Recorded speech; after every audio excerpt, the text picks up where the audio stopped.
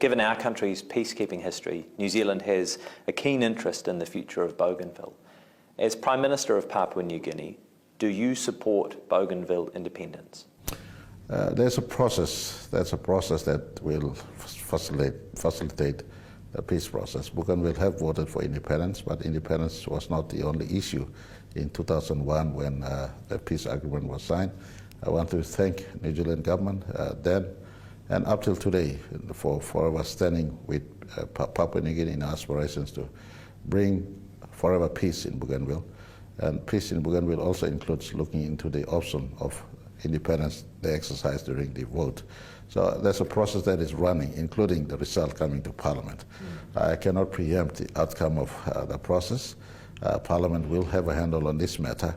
At the moment, we're going through consultation that is allowed by PNG Constitution and the Bougainville Peace Agreement. So when the process is retired with, then I'm at a place to comment.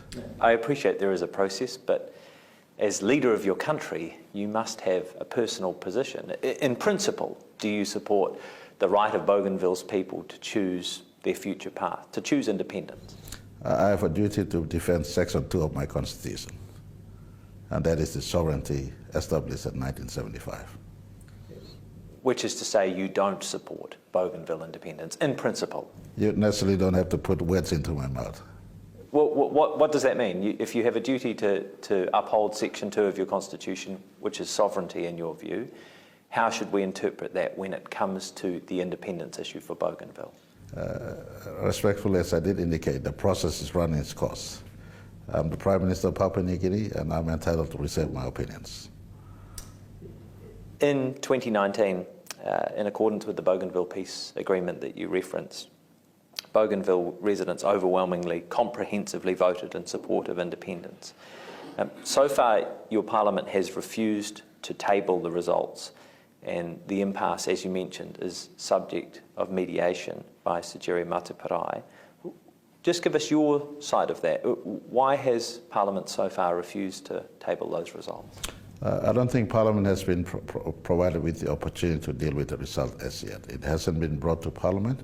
The referendum result is still with the government of Papua New Guinea and the autonomous government of Bougainville. We're going through the phase of the process that is allowed by the Constitution.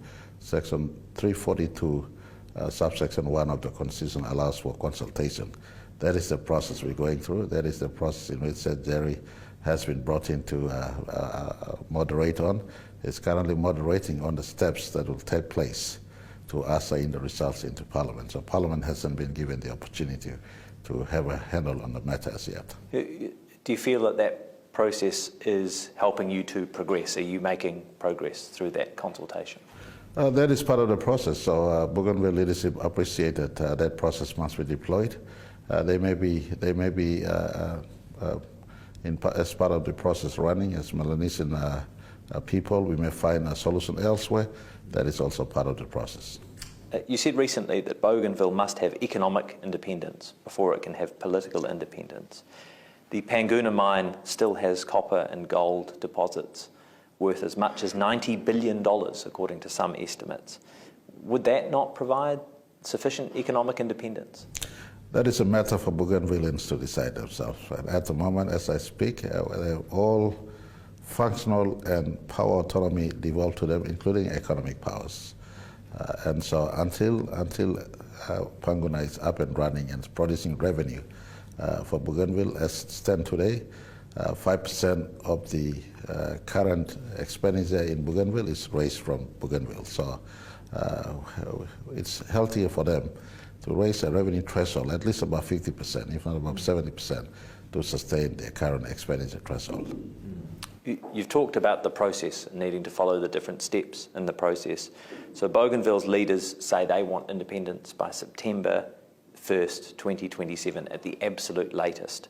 Given what you understand about the process, do you think it's possible? Anything is possible. Anything is possible. That date is possible?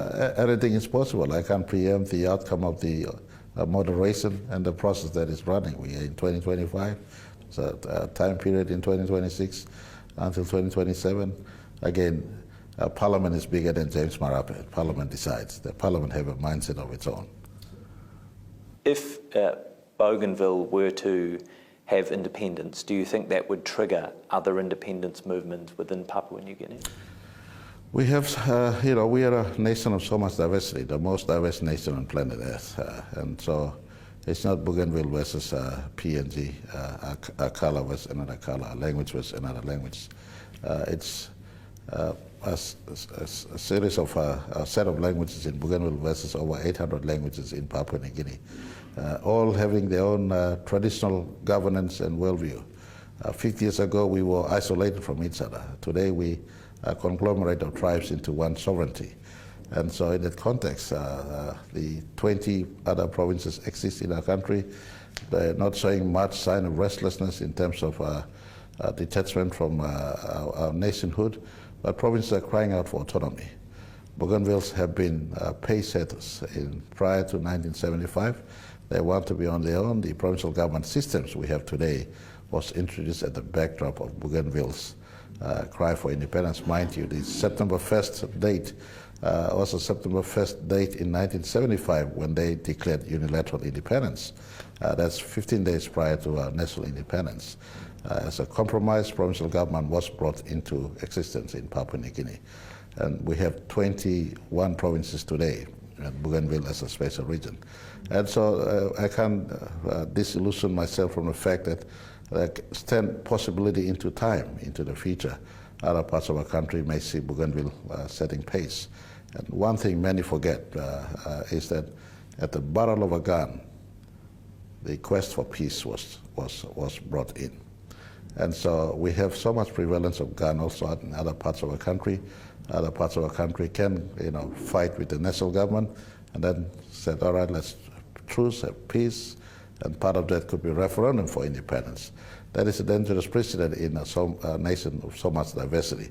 So as Prime Minister today, my due care is not just to the present, but also to the future. So we work this path diligently. In the time between now and when we're dealing with the rest of Bougainville, we're trying to entrench the rest of our country into absolute clarity in law that no one must talk about autonomy and move to independence at the same breath. You mentioned that peace was ultimately achieved having had so many of the people in your country facing the barrel of a gun. Is there any foreseeable scenario in which you would support the use of military force in Bougainville?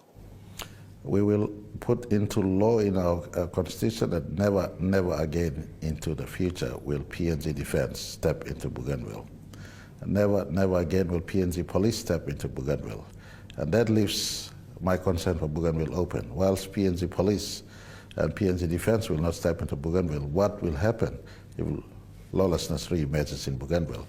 In the Bougainville crisis, we had fractures also. A society that was equally divided between, for instance, the Bougainville Revolution Army and the Bougainville resistance fighters. That generation of children of those factions still remain today. And so as part of my bigger scheme of things in the concern over Bougainville, there's a concern running into that space. What happens if lawlessness emerges into time? Because PNG Defense and PNG Police will never step into Bougainville ever again. Scars are too big. We don't want that scar to reopen again. I know.